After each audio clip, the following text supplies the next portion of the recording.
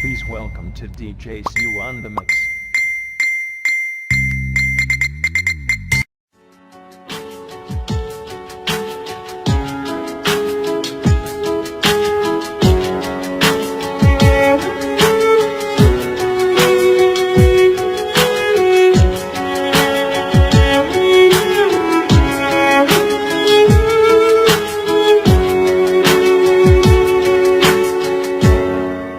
សំទងដែលបងធ្លាប់ផថាមិនដែលធ្លាប់មានសង្សារតែបងគ្មានបំណងបោកប្រាស់ជីវ៉ាតែខ្លាចថាអូនមិនហ៊ានស្នេហ៍ជប់យំទៀតទៅបានទេមានមេឈប់ខោចិត្តទៀតទៅមើលឃើញបងល្អខ្លាផងណាពេលទៅកុំគិតបងក្នុងផ្លូវអាក្រក់ពេកមនុស្សប្រុង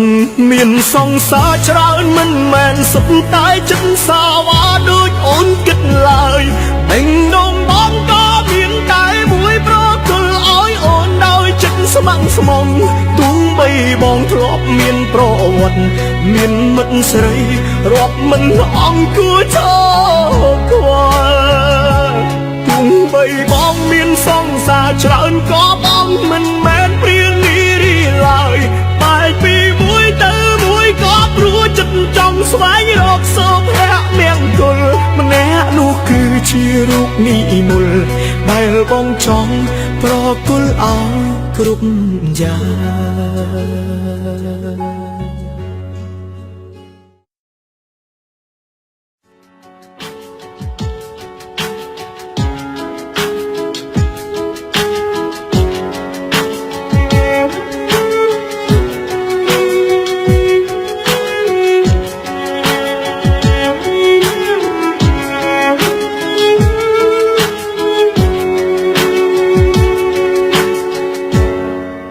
សំទងដែលបងធ្លាប់ផថាមិនដែលធ្លាប់មានសង្សារតែបងគ្មានបំណងបោកប្រាស់ជីវ៉ាតែខ្លាចថាអូនមិនហ៊ានស្នេហ៍